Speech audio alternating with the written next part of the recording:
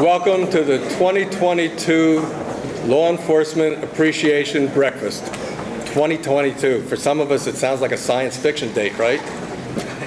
But normally, at programs like this, all the important people, all the big shots are recognized. Frankly, look around. If we did that today, this wouldn't be a breakfast, it'd be a breakfast, lunch, and dinner. So we appreciate everyone for being here.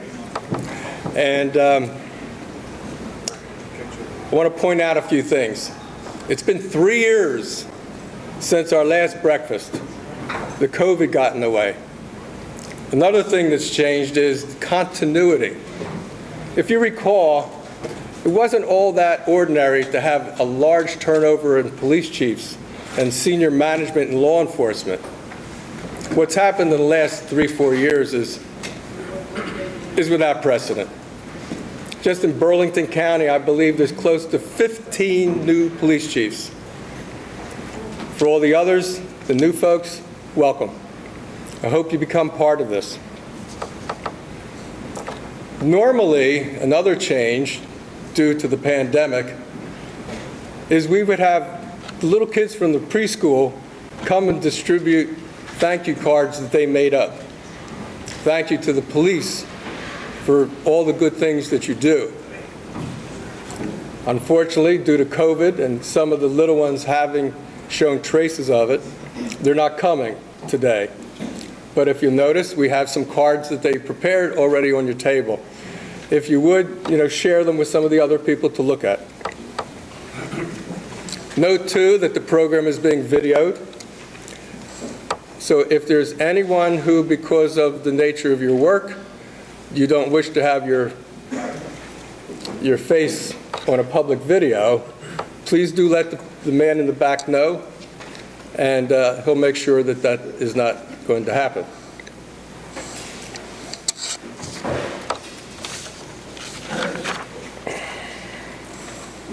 For years, we've had a 50-50 drawing, and the proceeds are given to the Holocaust Education Center and the Hero Scholarship Fund of Camden County. To date, we have been able to give over $6,000 to these two organizations. If you have not yet purchased a ticket for the 50-50, there's a table out in the lobby, and we'd ask you to do so to benefit these organizations. Sometimes we don't have quite enough to make a decent donation. So what the Men's Club has done, the South Jersey Men's Club, is we have given a big portion of the proceeds from the breakfast to supplement the 50-50. Also, during the breakfast, there's going to be brief comments by some of the sponsors. And that'll be, when people seem to quiet down a little bit during breakfast. So when they do start to speak, I ask you to please pay attention.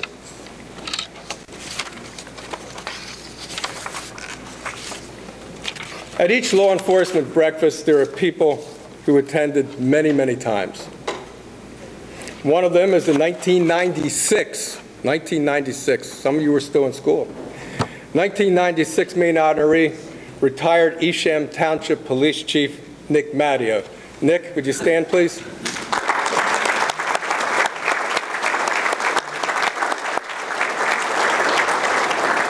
Two years later, our keynote speaker was the superintendent of the state police, Carl Williams. Carl hasn't missed too many of these programs. Carl, would you please stand?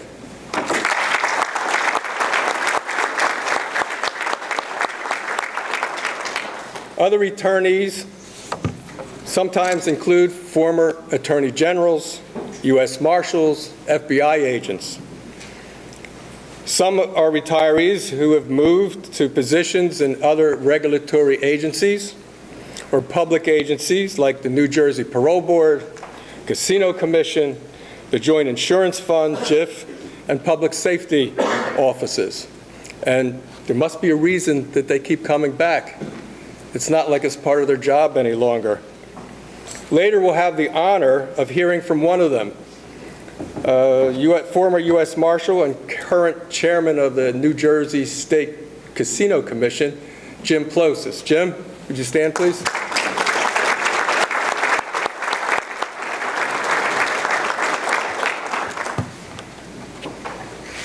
Before turning the podium over to our MC, I'm very pleased to extend my congratulations and a hearty mazel tov to our honoree. Thank you very much, sir. Now it's my pleasure, to introduce the MC for today. Phil Arano serves as first assistant prosecutor of Burlington County. Previously, he was assistant attorney general and served as chief of the Prosecutors Supervision and Training Bureau with the New Jersey Division of Criminal Justice. I got to tell you, I cut out 90% of all the things this man has done. And so many of the things he's done has impacted on your jobs. Thank you, Phil. He also joined the division. When he joined, he was a Deputy Attorney General with Organized Crime and Racketeering Bureau. He is co-counsel to the statewide County Narcotics Commanders Association and continues as coordinator with the Top Gun training. Phil is one of the founders of the Delta Leadership and Supervisors Training Program and the UNIT Unit School for Undercover Officers. Phil was also coordinator and project director on behalf of the Attorney General's Office for the series of Fugitive Safe Surrender programs. How many people know of the Safe Surrender programs? It's an amazing, amazing program that has changed many lives. And I want to thank Phil for being one of the organizers, and Jim Plosis, when as U.S. Marshal, got it going in New Jersey. I also want to point out that the first time that the Fugitive Safe Surrender program was done, it was in Camden.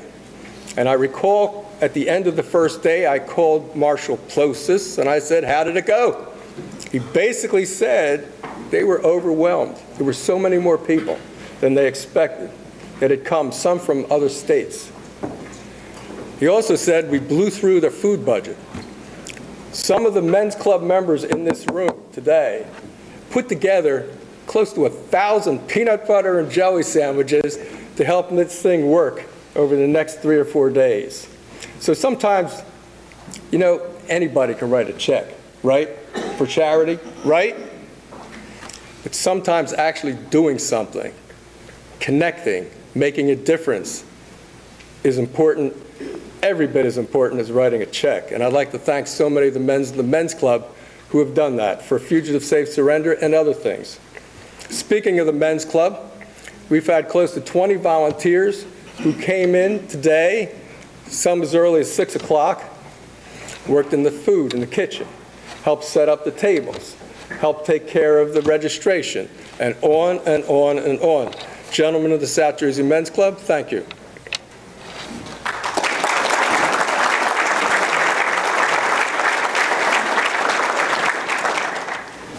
Phil also oversaw community outreach, bias crimes, veterans diversion, which is very, very important, police chaplains, and currently continues with those efforts on a county level.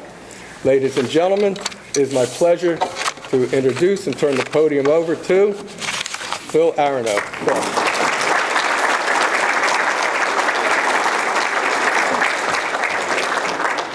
Good morning, everyone. Thank you all for being here. So nice to see a crowd. Wonderful, wonderful attendance. It really makes us feel good after being unable to conduct this event after so many years, to be able to reconstitute it and have everyone here. So thank you all for being here.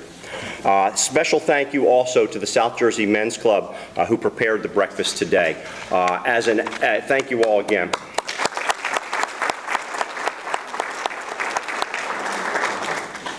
As an aside, after we did the first Fugitive Safe Surrender, I became a member of the South Jersey Men's Club. So it is a special honor for me to have all of you here. It really is a great organization and goes back many, many years. Ed Stein and I went back to when I was actually very young. So very, very nice to have everybody here. What I wanted to do was call up for the presentation of the colors and the honor guard, certain individuals who I will ask to stand behind me so that the color guard can come forward. They are Chief Kevin Carey of the Camden County Chiefs of Police Association. He serves as president. Come on up. Chief Robert Dugan, President of the Burlington County Chiefs Association. Gary Kiley, Vice President of the Gloucester County Police Chiefs Association.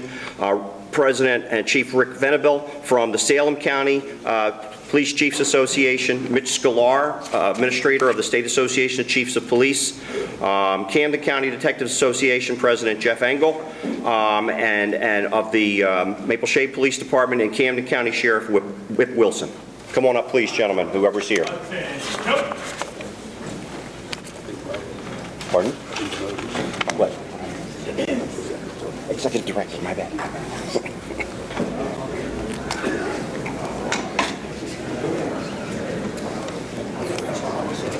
I also wanted to call up Showmarine past President Bill Fleischer, and Cantor Rhoda Harrison.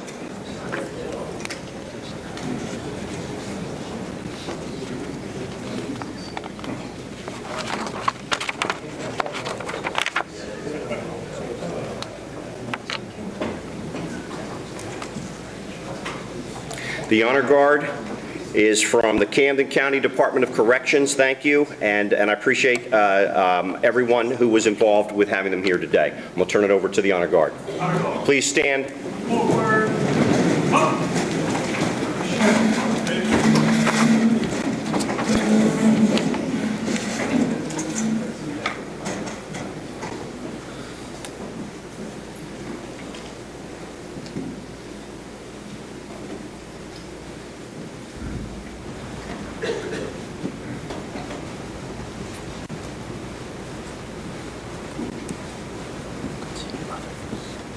Detail. Halt. Left. Face. Present. Arms. I'm going to ask Bill Fleischer to please lead us with the Pledge of Allegiance. Thank you, Phil. What we do when we have in some of our groups, when we do the Pledge of Allegiance, we like to say just a few words before to remind everybody what we're doing. What we do when we pledge allegiance, and many of us have done it since we were little kids going to school when we used to say the Pledge of Allegiance, was to remember that we're pledging our fealty, our loyalty to the symbol of this great country, to its Constitution, to its values, and heaven knows that we have to reinforce that as much as possible, our love for this flag, the symbol of our country, and for our Constitution. So, I pledge allegiance to the flag of the United States of America and to the republic for which it stands, one nation, under God, indivisible, with liberty and justice for all. Thank you. Will Cantor Harrison please join us in singing our national anthem?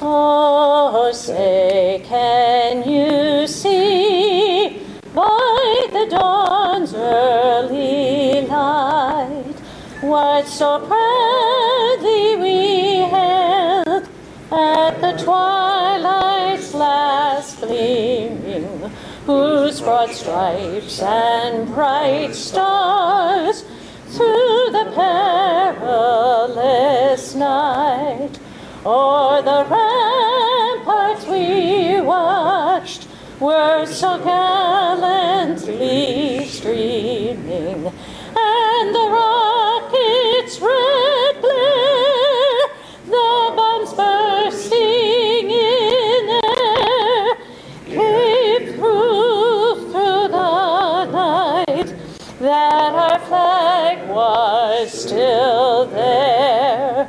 Oh, say, does that star-spangled banner yet wave o'er the land of the free and the home of the brave?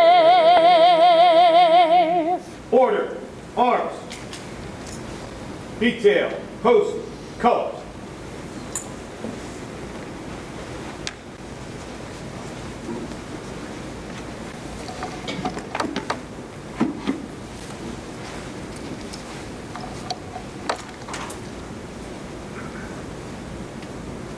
Right, face. Forward, march.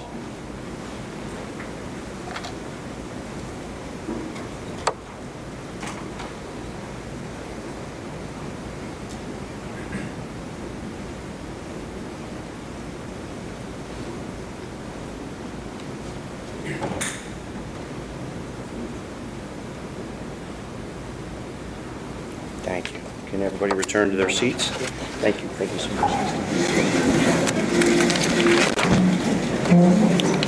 Again, thanks to the Camden County Department of Corrections, Director David Owens. Thank you very much. Appreciate it. I'm going to ask Rabbi Jerry David to come up and provide the invocation and the hamotzi over the food. Thank you.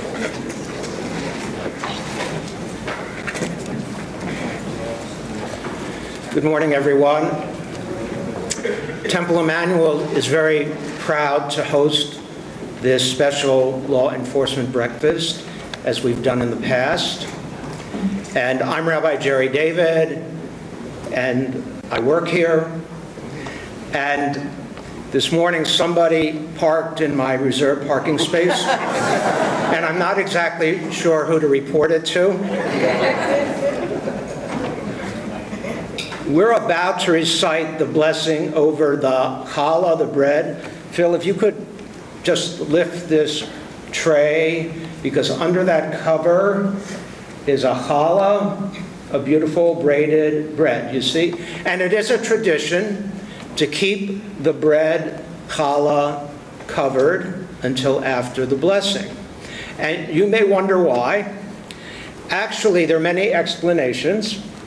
But one that I like is that it reminds us of the manna which fell in the wilderness. You remember that part of the Bible, that the Israelites were wandering for all those years. At times they said, where are we going to get food? Where are we going to get water? And Moses prayed to God, and from the heavens there was manna that fell. You're familiar with that? So that's truly a miracle, right? Bread from the sky.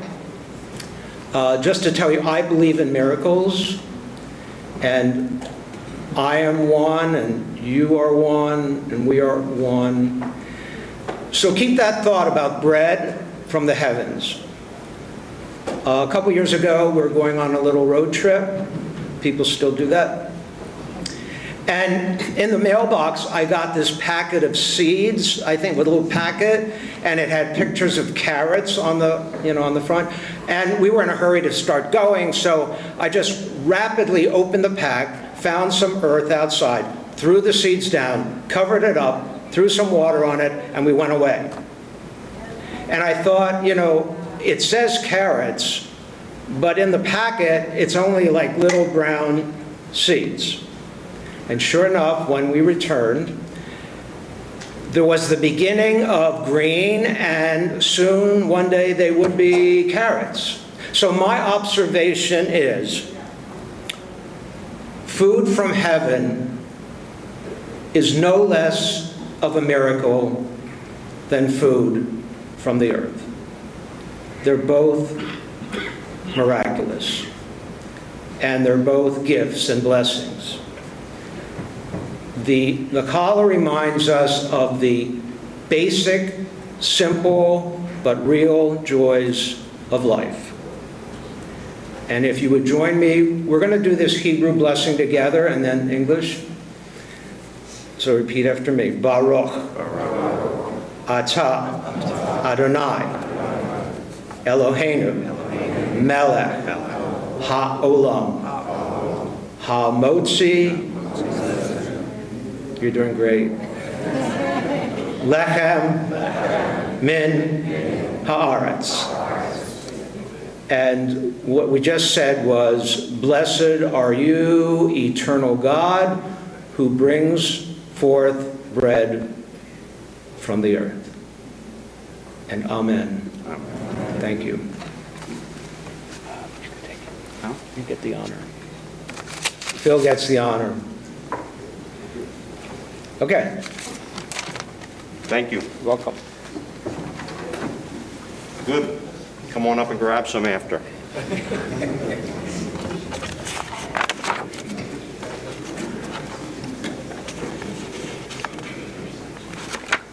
At this point, I'm going to make it easy. I'm going to delay the wait just a second longer. There will be, I just want to remind everyone, there's going to be remarks by our speakers, a number of our sponsors, and I'm going to call them up as time progresses. What I'd like to do is make 4 lines for the buffet table so that you can grab something to eat. I won't stand in your way. I'll be back behind the podium, trust me. What I'm going to do is ask for the tables up front to start, so if I can have our speakers table and Burlington County Prosecutor's table come up first and start the procession, and then I'm going to have Camden County and Salem County join us afterwards, and then start the progression. Please. You guys aren't hungry? For my troops and say, can you hear me? Well, can you hear me? Yes, sir. Yes, sir. Thank you, thank you. You know, when you join the military, you're told by the first sergeant or one of the people in charge that we'll have your back. We leave nobody behind. Let me say on behalf of the Jewish War Veterans, and I'm the National Vice Commander, that the Jewish War Veterans will leave no law enforcement person behind. We will follow you. We will lead you. We will follow your directions. We will do what we have to make sure that you remain safe. Again, on behalf of the Jewish War Veterans, we are with you. We will not leave you behind. Thank you.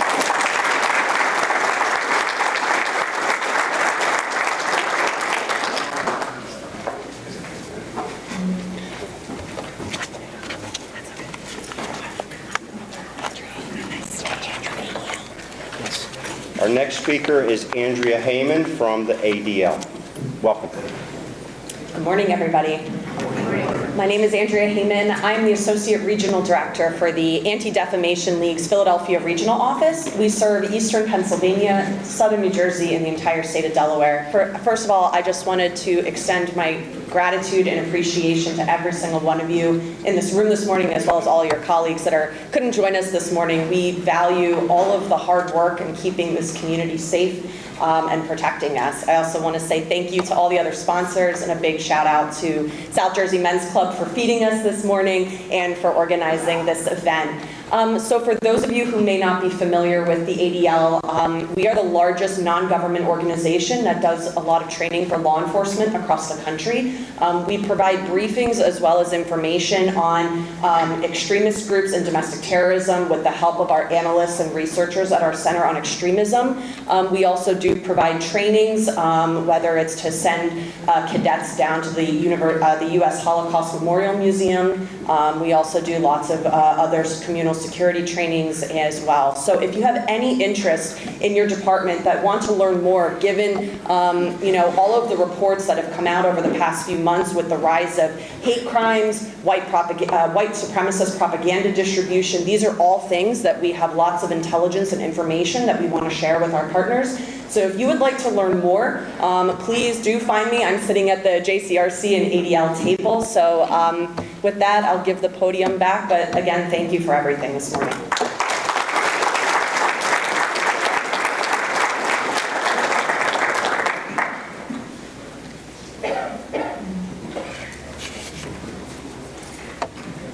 Good morning, everyone. My name is David Ross. I was just drafted to say a few words about the Jewish Community Relations Council, of which I've been a board member for almost 10 years. It's my pleasure to be here, pinch hitting for David Snyder. Welcome everybody here, and it's just great to be a part of this. It's been about 7 years since I've attended this breakfast, and it just is marvelous to see a sea of law enforcement and others who support and defend and do everything that you do. So thank you so much.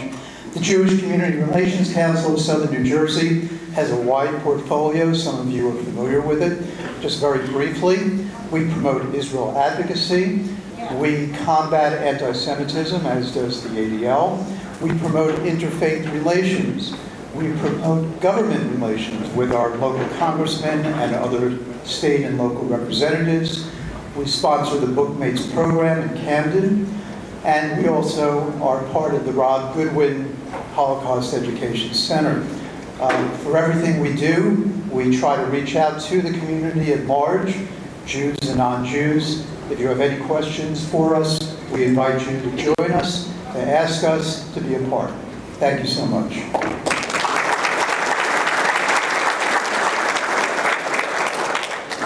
We're going to let everyone continue eating, but although Rabbi David reminded me with the carrots, there was a rabbit and a priest walk into a bar.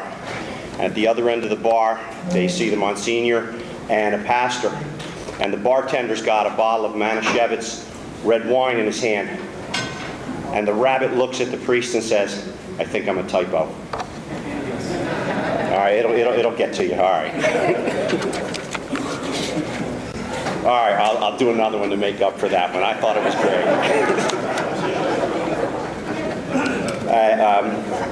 A priest is driving along the way. I know I'm picking on priests, but it works with the lead-in that the rabbi gave me. And he's exceeding the speed limit, and a police officer pulls him over, and he says to the priest, he says, "Everything all right?" And he says, "Yeah, it's fine." And he sees a cup in the center console, and he can't tell what's in it. And he says, "Have you had anything to drink?" He said, "I've been drinking water, officer." He said, "Really? It looks like red wine to me." And he says, "It's another miracle, behold." Stomach's full and can relax a little bit. The first speaker that I'm going to ask to honor us is Jewish Federation President Harry Platt.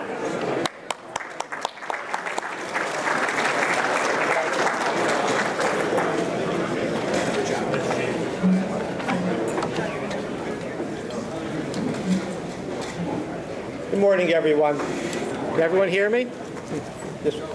Good morning, everyone. I'd like to thank everyone for being here this morning. The law enforcement breakfast, of course, has not been around for the past couple of years due to COVID, but it's nice to see the beautiful turnout we've had today. Over 200 people here today to support this event once again, so thank you for being here. My name is Harry Platt. I'm the president of the Jewish Federation of Southern New Jersey, and I just want to personally thank everyone here for your security to our state, our counties, and our local communities as well. Everything you do in our region is just so vitally important to the success of our institution and many others just like it. Jewish Federation has always had a strong relationship with local law enforcement, and this couldn't be more obvious than our choices to start our new regional security department, hiring retired Chief of Police in Cherry Hill, Bud Monahan, and Lieutenant from Cherry Hill, Sean Redmond, to serve in this capacity. We realize that security is more than just an armed guard at the door. It's the knowledge and training that law enforcement professionals have that make it work. We're very excited about this new endeavor, and I'm sure that Chief Monahan and Lieutenant Redmond were reaching out to a lot of departments to let them know about our new endeavor, and hopefully you'll join with us to make sure we have a strong and secure community. Thank you very much, all of you, for being here, and I appreciate it very much, and have a great morning. Thank you. Our next speaker has been a longtime friend of this breakfast, and while he needs no introduction, I'm going to give him one anyway. I've had the pleasure to work with Jim Pelosis really since the beginning of my career, when I was working in Camden as part of the governor's anti-gang task force, and I was approached about working on a new initiative which was called Fugitive Safe Surrender. And I said, "What is it all about?" They said, "You'll find out at the meeting." So I met, at the time, U.S. Marshal Pelosis, who led that initiative, and we went on to do 5 more fugitive safe surrenders throughout the state.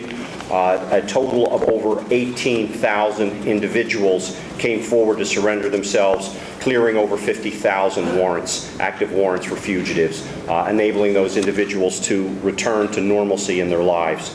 I had the pleasure to work with Chairman Pelosis at the State Parole Board, and have continued our relationship as he now serves as chairman of the New Jersey Casino Control Commission. Without any further ado, Jim Pelosis. Thank you, Phil. Let me begin. I'm not going to try any jokes. Phil did such a good job. I couldn't top him. I'm honored to be here. This is always a great event. I've been coming, I guess, all 26 years you've been having it. And I just want to mention one thing. You've heard fugitive safe surrender a couple of times.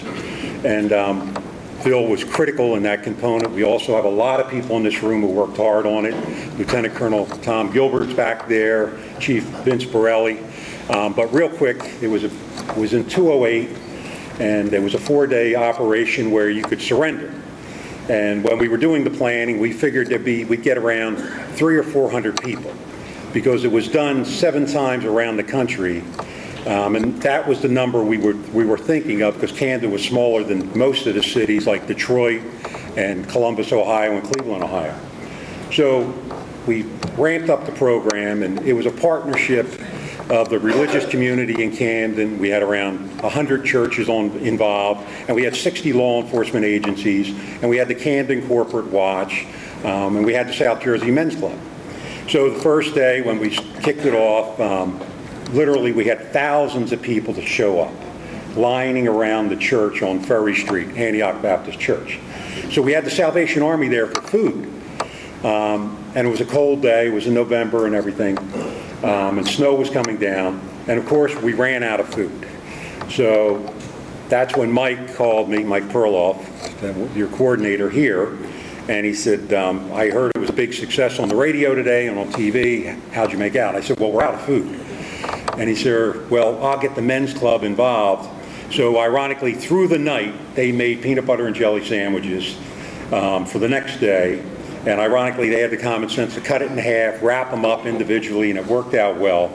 They did that for the next 3 days, and literally we had over 2,300 people those days, and they had to wait. But they didn't stop. They didn't stop there. We did the program again in Trenton, Newark, in Jersey City, and Atlantic City. And for every event, the Men's Club of South Jersey stepped up and provided those peanut butter and jelly sandwiches all the time for us. So, you know, I think that speaks volumes of what this group wants to do. Not only are they here today supporting us and law enforcement for the last 26 years, but they were there literally supporting the bad guys that were surrendering that day. And I think that's the bottom line. We need everybody on the same page. It's trying times for law enforcement. I commend everybody in uniform today. I've worn a lot of uniforms in my life. I was a local policeman, I was a county sheriff, I was the federal marshal, and then I was in charge of the state parole board. And honestly, in all those positions, the challenges that your officers have on the street today are none like we've ever seen before. And we need the support of the community, and I think that's why it's critical today that we have the symbolism of the South Jersey Men's Club for 26 years, providing that appreciation to everybody in this room. And on one final note, last year, the men and women in this room arrested over 12 million people with your fellow officers. 12 million arrests we made last year. There were a few bad arrests, and a lot of them went live on video. But very, very few when you think of 12 million arrests. So, again, I want to commend everybody in the room for the job they do. And the bottom line is, please stay safe out there. Thank you.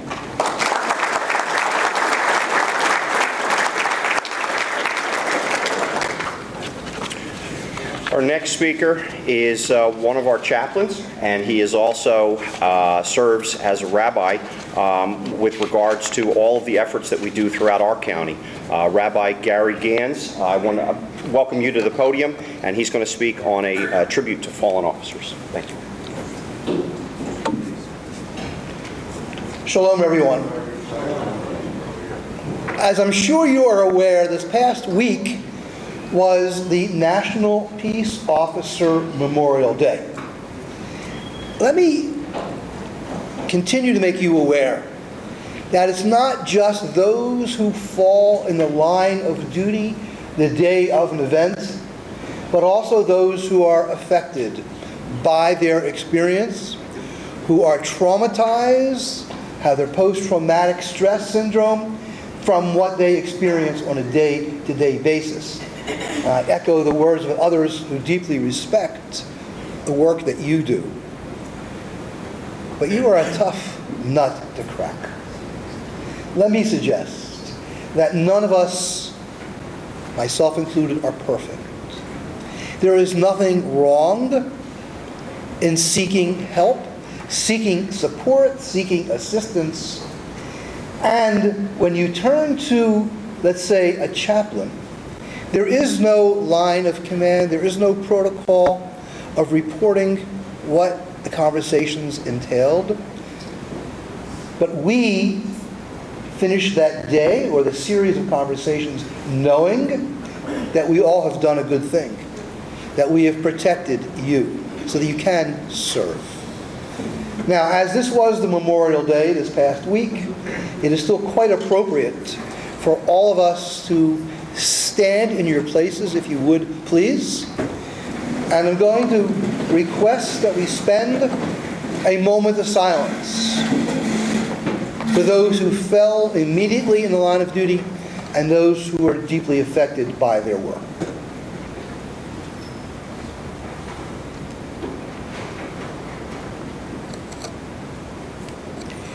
Yehi Zichram Baruch, may their memories last and encourage and support us for our daily life.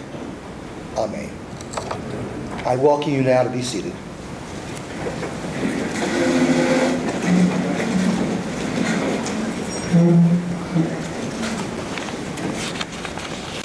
I mentioned the Police Chaplains Association, or being a member of the Police Chaplains Association and the contribution that our chaplains make. We're very fortunate to have with us Reverend Gary Holden. Gary is the founder and chief executive of the State Police Chiefs Association, and Gary has an exemplary background in law enforcement, as well as his contributions as an ambassador to the faith-based community. So we're very pleased to have him speak this morning. So Gary, would you please come up?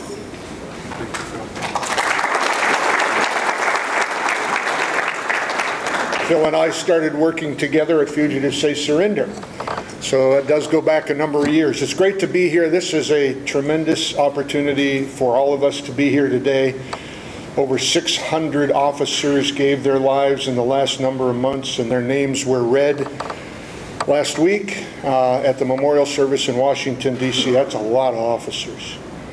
Beyond, as Gary said, all the other things that have gone in the lives of the officers and their families. And that's what we're here for. That's what chaplaincy is for. And it was my privilege to serve at the World Trade Center for 2 days a week for almost 8 months.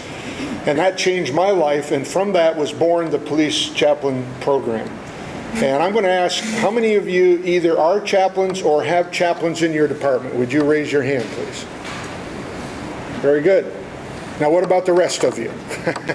We're here to help you. We're here to help you start programs. We're here to train your chaplains. That's what we exist for. In fact, we have a training next week coming up in Ocean City, sponsored by the Ocean City Police Department, and we have people coming in from all around the state. And then beyond that, we work with the Resilience Program. I've been involved with the New Jersey Resilience Program from day one, and we've started another program called Resilient Minds on the Front Lines. Rob CPO, who many of you know Rob, is part of our team now. He's on our staff. And in fact, he and I just were in Lincoln, Nebraska last week training officers in resiliency. But we're putting together training for chaplains in resiliency. And we've done a couple of those already. And those who've come said, man, all the clergy in America ought to have this training. So we're giving it to law enforcement. We're starting to do that around the country now, and also for chaplains. And it is life-changing. Give you an example. Last week in Lincoln, Nebraska, we had 18 in the class, officers, all officers. And one of the officers, after the second day, wrote a letter to his mother. Now that we encourage our officers to write a letter to somebody, sharing with them what they're thankful for about them. It could be somebody who's deceased. It could be somebody who's still alive. Well, he wrote a letter to his mother. He hadn't talked with her in 6 years. They were estranged. And he wrote a letter to her, and he called her up on the phone, and he read the letter to her. And as he was sharing that with us in the class the next day, he couldn't get it out. He was so emotional about the whole thing and the impact that made in his life. So our resilience training is about the officers. It's about the chaplains. It's zeroing in on them for themselves, not for the job that they perform, although it certainly will help them on the job. It's there for them to think about themselves and the things that are going on in their lives. And last week, and so many times that we've done this, the officers begin to open up, and some of them share things or get things out that they've never shared before. And that's what resiliency is all about. And then the chaplains are there to help ongoing and to be with them. And so if you don't have a chaplain program, we're here to help you with that. Please see me afterwards. And we have a number of trainings coming up, and we'll be doing some resilient trainings coming up for chaplains in the near future. I love being involved with this. I've been doing it for over 20 years. It is my passion. It is my life. As long as I have breath, I will continue to do it. And I appreciate every one of you and the work that you do. I'm thankful for this men's fellowship. That's an awesome thing. And I ate some of those peanut butter and jelly sandwiches. I remember that very well. They were very good. So thank you very much. Great to be able to share with you today.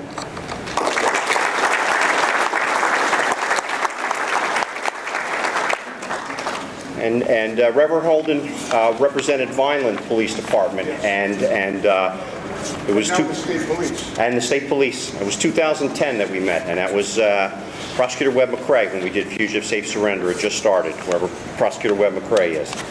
Hey, Jen. We talked briefly, Gary did, about resiliency and officer resiliency, and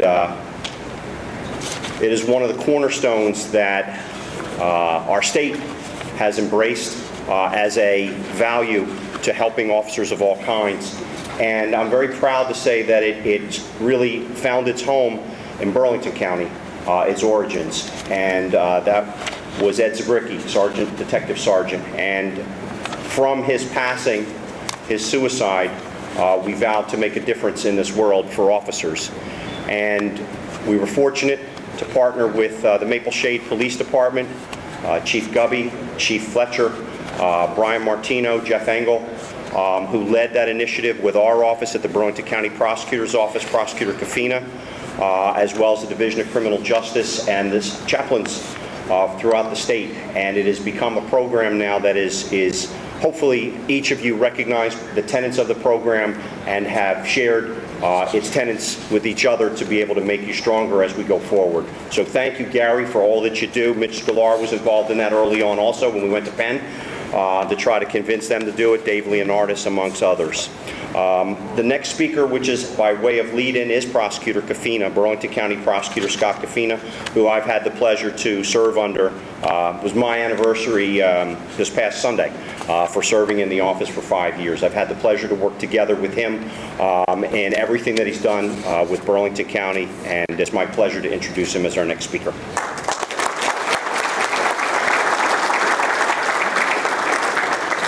Thank you very much, Phil. On behalf of the County Prosecutors Association of New Jersey, I want to thank the South Jersey Men's Club for bringing back this Law Enforcement Appreciation Breakfast at the first possible time. I'd like to actually introduce my fellow county prosecutors who are here, ask them to stand and be acknowledged. Camden County Prosecutor Grace McCauley,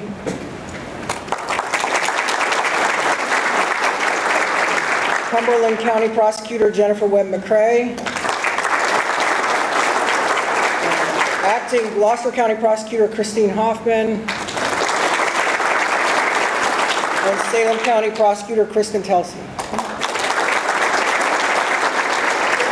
And I'd also like to introduce and congratulate and welcome to the club Lachia Bradshaw, Assistant Prosecutor from the Burlington County Prosecutor's Office, who is the incoming Burlington County Prosecutor, and we wish her very well. And I just want to invite you to stand and be there.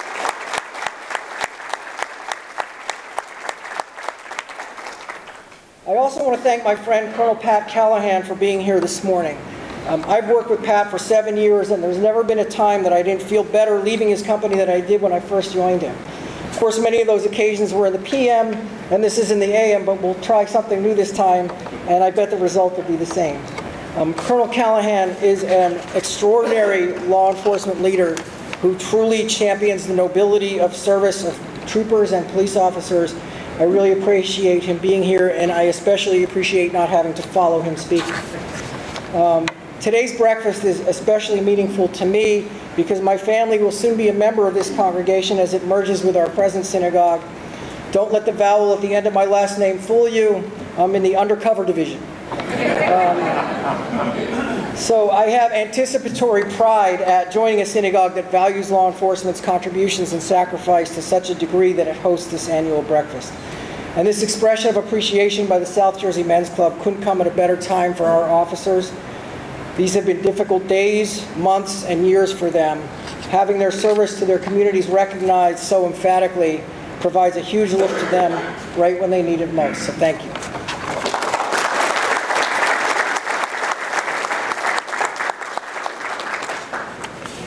I would like to call up the Executive Director of the New Jersey State Chiefs of Police Association for New Jersey, Mitch Sklar. Mitch and I had the opportunity to work together for many, many years. All of you in this room should recognize Mitch as the leader that he is for the organization that he leads with pride, dignity, and really a sense of purpose. I'm so glad you're here to join us again, Mitch. Thank you.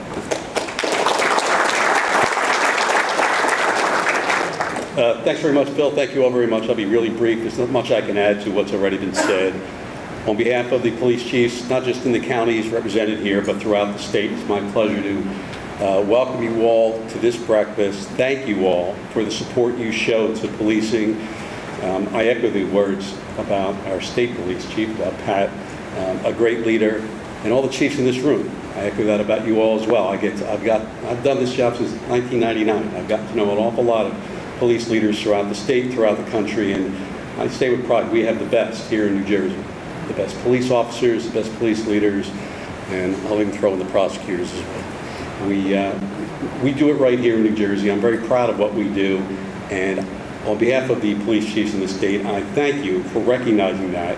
The support of this community and all of our communities is so important to everything that our police officers and our police chiefs do. And I want to echo that thank you to all of you for your recognition and your support. Thanks very much.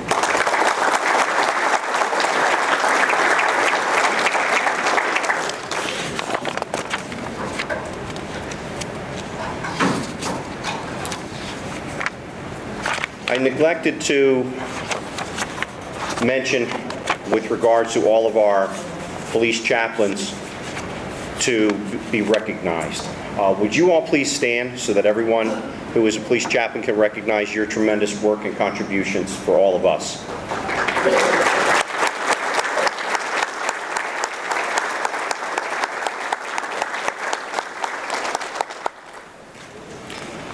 I also wanted to take a moment to acknowledge all of the past honorees. We started with Chief Matteo back in 1996, but there have been many, many who have followed, and I would like to ask each of them to please stand and be recognized as well. Don't be shy.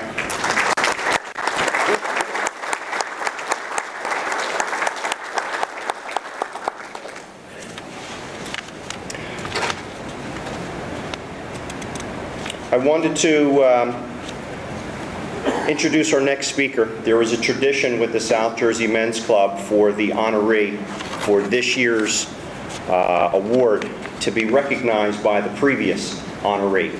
It's a fine tradition, and it really makes a lot of sense when you think about it. It's a passing of the torch, the spear, all of the symbolism that goes with it, and the special honoree from 2019, because of the time that we lost, is someone who I just wanted to tell you about their background. They served as a member of our office, the Burlington County Prosecutor's Office. Before that, they were with the Attorney General's office.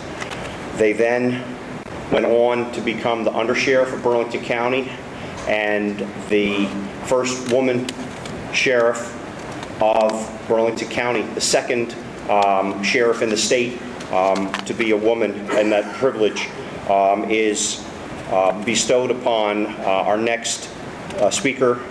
She also then went on to become an assemblywoman and is currently our state senator from the 8th Legislative District. She was recognized previously in 2019 for her outstanding contributions as the sheriff. Her commitment to community outreach, her commitment to juvenile initiatives, her commitment to funding sources that are creative and innovative, and served as a model for many of the other sheriff's offices throughout the state. I speak, of course, of Jean Stanfield.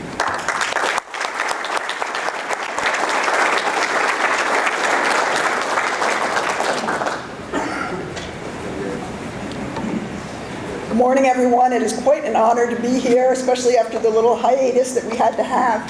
But I was very honored to get this award in 2019, and I've been part of the breakfast for probably well over 20 years. I have to thank Chief Nick Matteo for bringing me the first time many years ago. And the relationships that we build here are so important, and the long-term networking that we have, particularly now when everything is, changing so fast and we're seeing so much violence, and we never know what community might get struck next. So that we have these networks in place already is so very important. So I just want to congratulate everyone who works on this every year. And we all know Mike Perloff, all the chiefs here get that call every year from Mike Perloff. And he works very hard to make sure that we show up and that we get to know each other and we can work together. So again, congratulations to everyone that's kept this going despite so many obstacles. On behalf of all the past awardees, this means so much to be recognized for what we do in the community. And with our new awardee, I've had the pleasure of watching him grow through the years. I've known him forever, it seems, and he's a dear friend.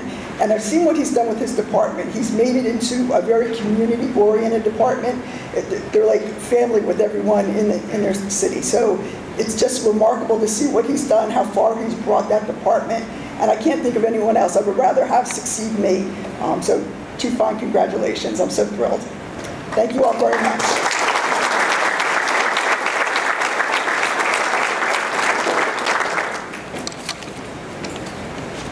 I wanted to call up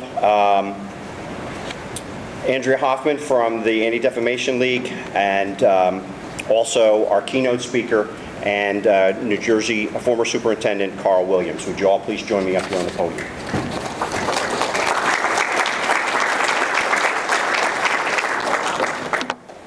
So I have the honor of introducing our keynote this morning, so bear with me for just a moment. Colonel Patrick Callahan was sworn in by Governor Chris Christie as the 14th Colonel of the New Jersey State Police back in October of 2017. In April of 1995, Colonel Callahan enlisted in the state police as a member of the 115th class. He served as Recovery Bureau Chief in the aftermath of Superstorm Sandy and worked with state and federal partners to develop and implement long-term recovery effort strategies. Colonel Callahan also served as the commanding officer of the Emergency Management Section and Assistant State Director of the Office of Emergency Management. He was the chairman of the Command Control Subcommittee of the Emergency Management Section when New Jersey hosted the Super Bowl, working to develop and implement all operations undertaken by the Public Safety Compound. Colonel Callahan most recently served as the Deputy Superintendent of Operations, supervising and directing the operational activities of the 1,800 enlisted members assigned to field operations, as well as the operational duties and responsibilities of the Traffic and Public Safety Office, Victim Service Units, Fatal Accident Investigation Unit, Highway Traffic Safety Unit, and the Criminal Investigation Offices within field operations. Colonel Callahan earned his Bachelor of Arts degree from Villanova University and a Master of Administrative Science from Fairleigh Dickinson University. Colonel Callahan is the son of retired State Police Major Mick Callahan, who served as Division Staff Section Commanding Officer under Colonel Clinton Pagano, the 9th Superintendent of the State Police. Colonel Callahan resides in Warren County with his wife Linda, 2 sons and their daughters.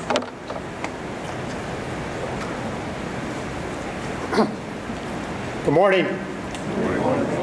It's my pleasure to be here.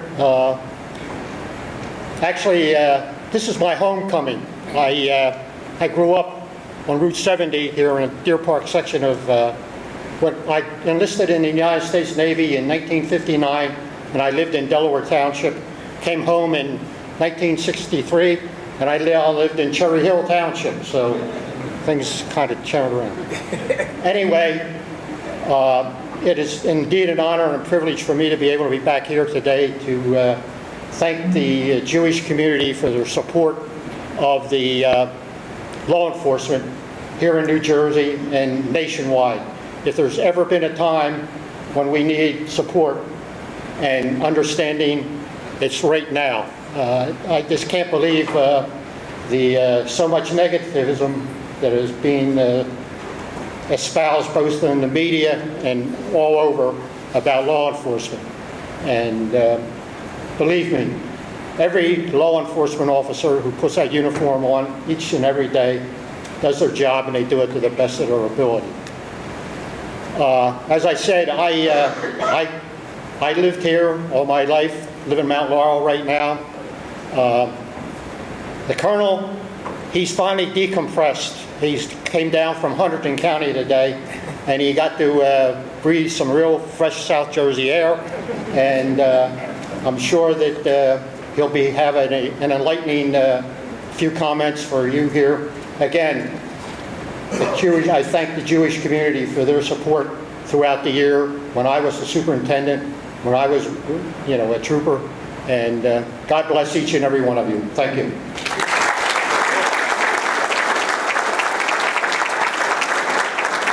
Good morning. Thank you, Colonel.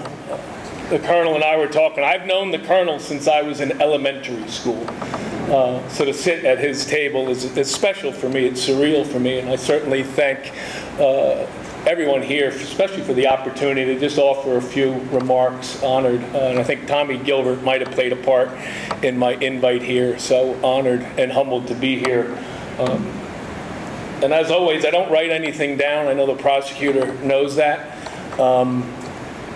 Because I think at this juncture, the things that we've all experienced in this room, that we should have the ability to get up and speak from our hearts with regard to, as the prosecutor said, I think the most noble profession on the face of the earth. When women and men raise their right hand and take that oath to go out there and serve others that they don't even know, and to be willing to put your life on the line for them. I know of nothing else that is as noble as that. And this past week, we unfortunately had to put a Jersey trooper on the wall in D.C., that blue-gray limestone, that symbol of eternity and forever being grateful for the service of those 22,000 plus officers in the history of our country that gave that last full measure of devotion. And we put Matt Razukis' name on there. And that candlelight vigil, we had about 75 troopers down there. That is a sight to behold. And I know it was a dark week for our country, Buffalo and in California. But only love will drive out hate. And that symbol of those candles being lit on the mall and held up in the air as a symbol of light driving out darkness. And that's what this profession is about. That thin blue line isn't about a code of silence and covering for one another. That thin blue line represents that unbreakable wall between those that want to do harm and those that want to be protected by us. That's what that thin blue line is about. I think back to Colonel Schwarzkopf on December 5th, 1921. His very first order to the first class was to remind them that the prevention of crime is of more importance than the punishment of criminals. That was 101 years ago. Think about that today when you watch the news. The prevention of crime is of greater importance than the punishment of criminals. And he ended it as we should do our duties with a respectful bearing on all classes. 101 years ago. Still is fitting in 2022. I often have the opportunity to be with troopers. Yesterday I rode with the Auto Theft Task Force in Newark all day. And I watched a group of young detectives leave their homes, leave their kids, because of this noble profession and trying to stem the tide of not only auto theft, but then the gun violence, that car that was stolen in Monmouth County was used a day later in a shooting in Newark. And it reminded me of being a young trooper, and it felt good to be underneath a stolen BMW, putting a GPS tracker on it, in my jeans and t-shirt. But it reminded me about that oath that we took, to do this job to the best of our ability. And how does every oath end? So help me God. So help me God when I have to go tell a mom and dad that their 17-year-old wrapped herself around a tree.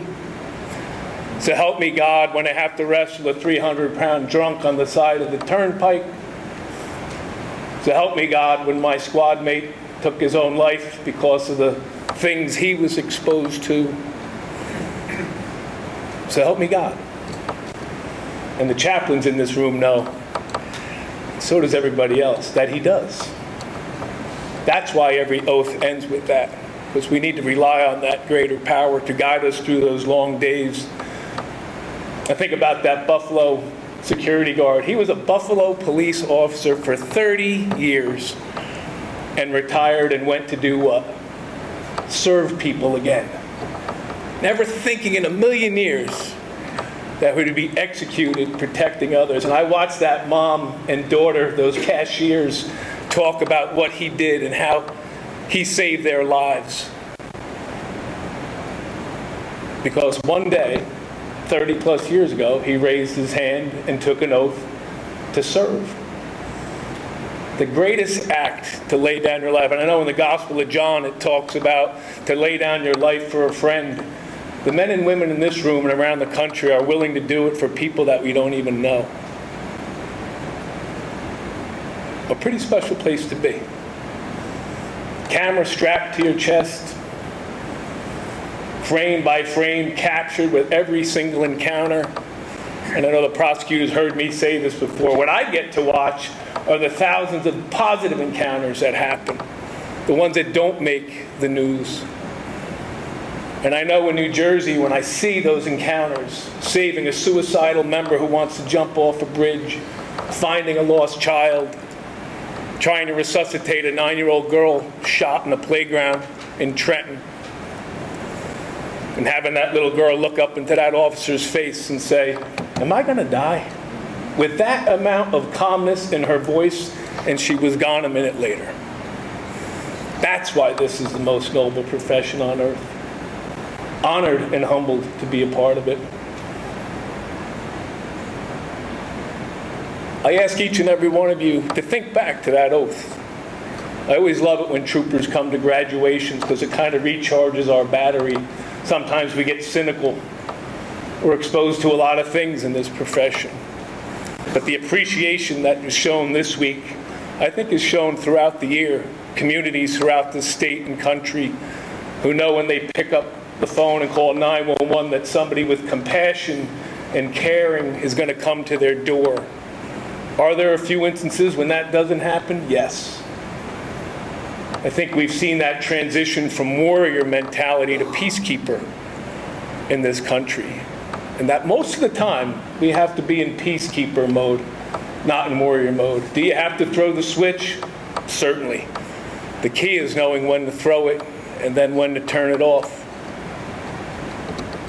And I'll end with this because I am a man of God. Jesus, when he stood on that Mount of Olives and gave that sermon and gave those Beatitudes, I don't remember him saying, "Blessed are the warriors." He said, "Blessed are the peacemakers, for they shall be called the children of God." And I ask that you carry that with you and remind yourselves of it in that day when you took that oath to join the most noble profession on the face of the earth. God bless each and every one of you.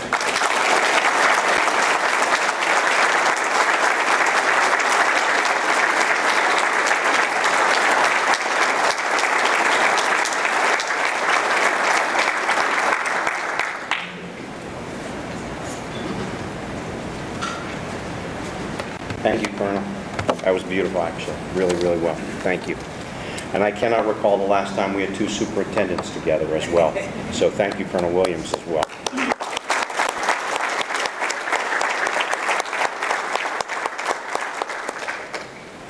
I wanted to highlight one of the other pieces that's on your centerpieces, which is the Toys for Tears. This program was initiated by the members of the South Jersey Men's Club years ago.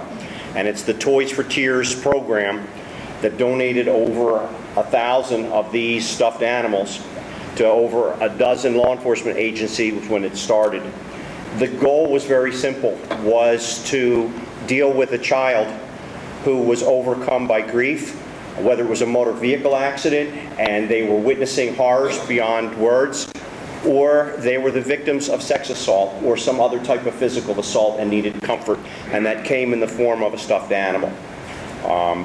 I know that Dave Leonardis reached out to State Police years ago. I shared this. He was a guest, and he brought it to State Police, and I know the State Police kept them in the trunks of the troop cars as well. If anyone has an interest in obtaining these for your departments, please come see me, and I'll make sure that we follow up to make sure that you're included as part of this. It's a very valuable program, and it serves dividends to our children. For the awards presentation itself, I'd like to call up our prosecutors.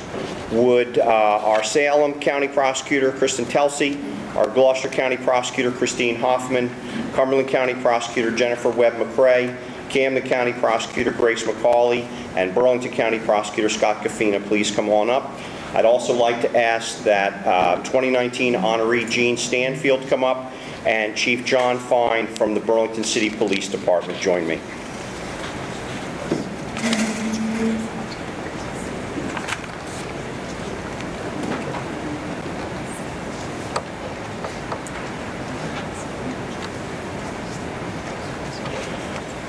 I've had the pleasure to work with Chief Fine and the Burlington County Chiefs of Police Association made a nomination, and each of the different chapters from each of the counties make a nomination for someone who they believe should be the recipient of this award. And I was asked if I would have the honor to deliver this for Chief Fine, and it is my extreme pleasure. I've worked closely with Chief Fine. Chief Fine, as I said, is the City of Burlington Police Department. He was promoted to that position April 1st, 2019. In the past 3 years, he has been instrumental in creating programs, both community, and he is blessed to have with him an unbelievable coalition. Mayor Barry Conaway, who was just incredible with his resiliency, and the council led by President Denise Hollingsworth, who is here with us today, as well as the Youth Planning Board, which is led by the principal, Principal Flynn, as well as Amanda Mackey, who is a pastor. That triumvirate, if you will, that coalition in Burlington City sought to make changes to the city, tried to bring it from what was perceived as one of the most violent in the county to one where people take great pride in their communities. The gentrification has been incredible. If you've been to their city, you have witnessed the changes that have taken place. But those changes started with someone who started as a young boy in Burlington City, who took great pride and wanted to see his community grow, who wanted to champion all of those who needed a champion, and he served as a model for all of those. I just wanted to highlight a few things that he's accomplished in his tenure. He is part of the Riverfront Police Chaplains Response Team and the Riverfront Chaplains Association, which is part of the larger County Association of Police Chaplains. It was one of the pilot municipalities for the Straight to Treatment program for those who can turn themselves in, who are suffering in the throes of addiction without any questions asked, and be helped by law enforcement to combat their struggles. Burlington City was amongst the first to participate in the program. He's a leader with the Burlington County Partnership for Youth Success and the series of Play Streets events, which are now countywide. The successes that were enjoyed by Burlington City has now become a formula for success in other jurisdictions. The Volunteers of America. Chief Fine worked alongside those Volunteers of America, and we now have 2 full-time volunteers, among them Pastor Mackey, who work out of the station and assist residents with several different hardships such as homelessness, reentry, and rental assistance. The Class 3 officer program, the SROs in the schools. Anyone who knows Chief Fine in the Burlington City Police Department knows their passion for canines. Both the canines in the department and, unfortunately, Zero, we had just lost one of the canines, but they were quick to replace the canines and have members of the community come forward. Also the therapy dogs that are being implemented in the schools. He's a member of the Burlington County Minority and Equality Rights Task Force. During the COVID crisis, they set up and operated the drive-through food pantry alongside the High Community Development, which helped families with weekly grocery packages to make sure that people had something to eat. The Village's Community Marketplace recently opened a food desert at York and Federal Streets, and if anyone knows Burlington City, that's one of the worst areas of the city. And the goal is that there are no longer supermarkets in Burlington City, and those that are impacted the most are the ones that would have to travel now and pay additional costs for food. And that coalition combined also with Senator Singleton to put together a group that opened in the very heart of the city, that's easily walking distance, and also with the high school that they now can be mentored after school hours, as well as a garden, an organic garden for those to learn to grow crops. During the pandemic, under Chief's direction, almost 50,000 meals were delivered to the doors of students by police employees to make sure that the student body can continue to learn and grow. And the Chief is currently working on the first satellite resource center for Burlington County. For all those reasons, Chief Fine is the recipient of the 2022 Law Enforcement Breakfast Award.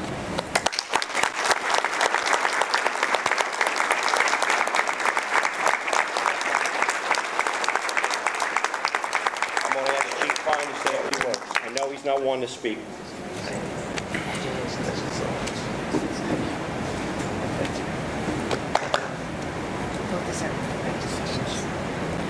Yeah, so I'm kind of speechless on this one. I knew something was going on. I didn't know exactly what until I walked in this morning, and I said, Chief Fletcher's today, go look up in the front. And I saw my name and said, oh, no. So again, thank you so much. I'm humbled. I'm speechless. Thank you to my Burlington County chiefs and law enforcement partners here, the prosecutor's office, the South Jersey Men's Club, and all the organizers of this event. Again, I'm humbled, I'm speechless.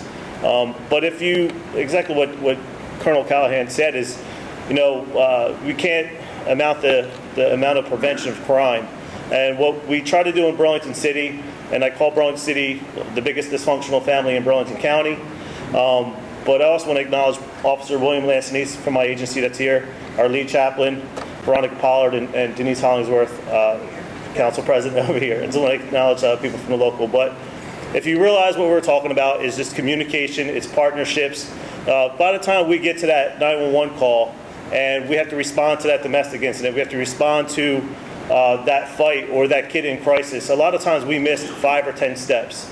So if we're able to get that and prevent that, or try to give assistance at step 3 or step 4 and make that investment into that child now, it will prevent the issue of dealing with the police response. If we get involved police officers in the initial inception and working with children and working with families and providing services to prevent that 911 call, that's what we're looking for here in Burlington City. So again, it's the partnerships with the prosecutor's office, with the state police, with community-based, with NAACP, with other community-based organizations that want to do it for the right reasons, do it for the right way.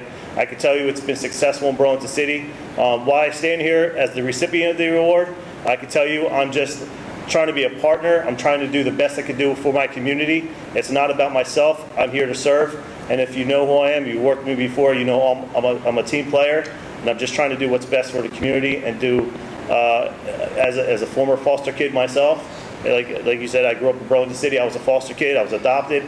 I stand, true to support other foster kids in the system right now. I speak for incoming foster parents.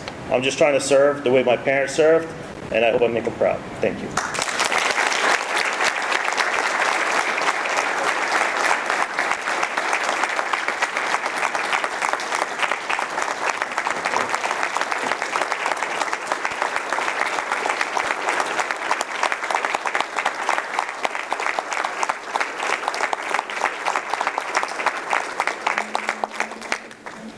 I have 2 presentations. The first is a plaque, and it reads, Law Enforcement Appreciation Day Jewish Community Service Award. With grateful appreciation, the Jewish community of Southern New Jersey presents this award of special recognition to John J. Fine, City of Burlington Chief of Police, for his outstanding leadership and dedication working to the aid community and to promote trust, understanding, and cooperation between law enforcement and all citizens regardless of their race, religion, or ethnic background. It is signed from the Jewish Community Relations Council of Southern New Jersey, the Burlington, Camden, Cumberland, Gloucester, and Salem County Prosecutors' Offices and Police Chiefs Association, Jerome of Philadelphia and Greater Delaware Valley, Camden County Detectives Association, Camden County Sheriff's Office, Anti-Defamation League, South Jersey Men's Club, and the Jewish War Veterans.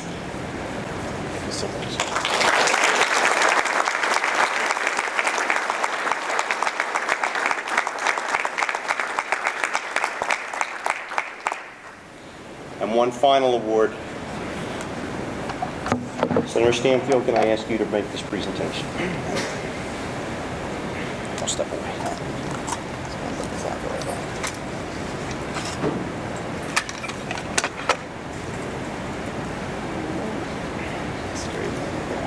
Yes, congratulations. Thank you so much for everything.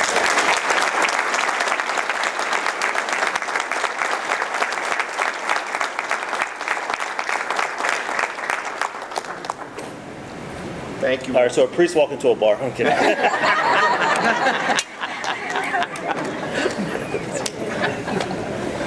Thank you.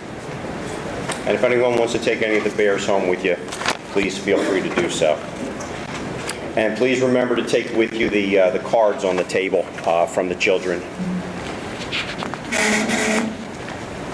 At this point, we've concluded most of what we do for the presentation at this banquet. I wanted to thank everyone. The turnout here today has been absolutely incredible. I cannot remember in all of the years that we've hosted this event that we've had such a turnout. It really is humbling, and it is nice to see. Part of that is for us to be together again after so much time being confined with COVID, that we embrace the relationships that we've kind of let fall, and not because we weren't in contact with people, but that physical aspect of reunification and seeing everyone. It's a blessing to have our faith-based leaders. Of all the initiatives that I've been involved in from a personal experience, it changes everything to have that basis, that humbleness, and to really reflect on why we do what we do and do it for all the right reasons. So again, thank all of our faith-based leaders who joined us here today. It is now time for our 50-50. Hopefully everybody got to buy their tickets. What I'm going to do is call up our South Jersey Men's Club Treasurer, Stan Chumas, to bring up the prizes and the tickets, and I'm going to ask Chief Fine to draw the winning tickets. There are going to be 2 tickets. It's the Camden County Hero Scholarship Fund. Is there someone here to represent them that would like to come up? And also the Goodwin Holocaust Education Center. Anyone here representing them, please come forward. I also wanted to highlight, we recently finished training Gloucester County, along with Cumberland, Salem, and Cape May County, hosted What You Do Matters presentation in remembrance of not just to remember the Holocaust, but how the Holocaust happened. And for those law enforcement that haven't had the privilege to attend that training yet, I would ask you to please be mindful of it, be aware of it, and to attend when you get the opportunity. And I wanted to thank again for my invitation from Prosecutor Hoffman for allowing me to join them. Thank you. With that being said, I'm going to turn it over for all of you to do your 50-50 drawing. Okay. And the drawing, as I understand, is going to be split amongst the 2 winners? That's correct. And, all we have to do is find somebody trustworthy to make the selection. But I think looking around this room, I don't think we'll have to worry about that. Maybe someone here would like to. Would you like to? I got one. Huh? I still have to do one. Okay.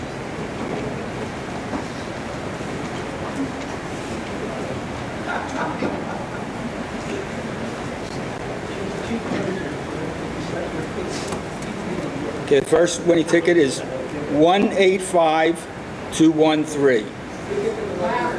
185213.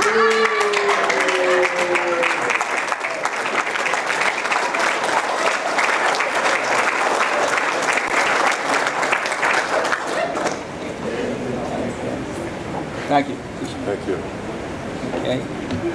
And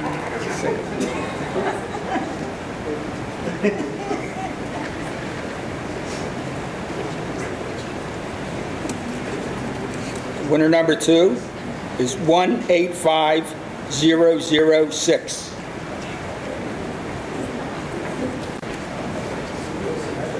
We have 185006.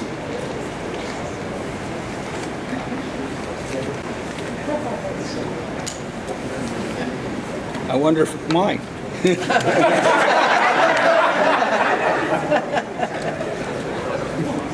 No, not me. The person must have left. I guess we'll have someone else.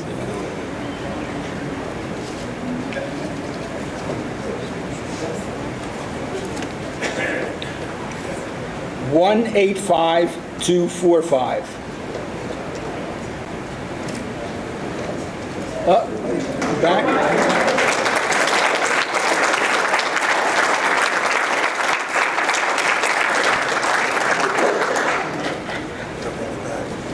Oh, thank you. Okay, the first recipient has donated the money back. I think he deserves a round of applause.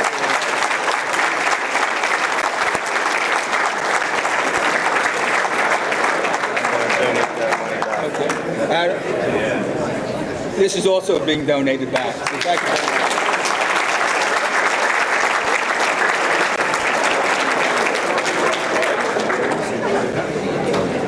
I wanted to invite our sponsor agencies to say a few words, please.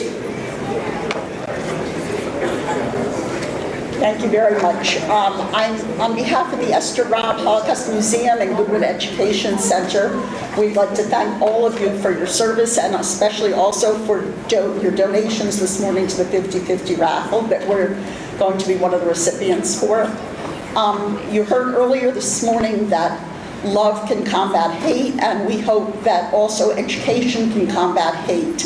And so we work with local schools, local community organizations, local teachers to use the lessons of the Holocaust to try to help people to stand up against hatred, speak out against bigotry, and change attitudes when they see incidents of prejudice and hatred going on around them. We have Holocaust survivors and their families working with local schools and organizations. We have a small museum across the street. If anyone would ever like to take a tour, you can give our office a call, and we'd be happy to share some of the artifacts that the local Holocaust survivors have donated to us. And we use those to ensure that these personal stories of a time when hatred and anti-Semitism were taken to their worst possible extreme can be used to help students understand today that it's each individual's responsibility to stand up against hatred. So thank you very much for having us be one of this.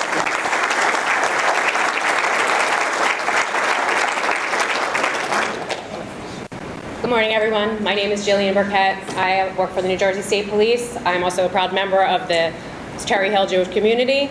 But here today, I'm representing the Camden County Hero Scholarship Fund. For those that don't know, we provide assistance to children for their education, children whose family members, police officers, firefighters, and EMTs are killed in line of duty. So we provide assistance in the education fund through fundraisers and charity and benefits. So if anyone needs more information on the Hero Scholarship Fund, please let me know. We're glad to come out to your departments and talk to you guys about it. And I wanted to thank you for having us here today and for donating your 50/50 back to us. That's much appreciated. Thank you for a wonderful breakfast, and also congratulations, Chief Fine. Thank you.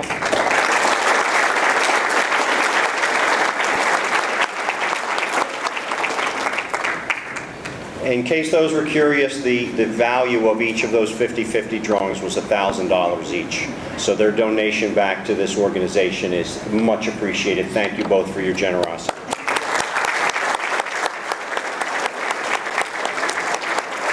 I assume it was both.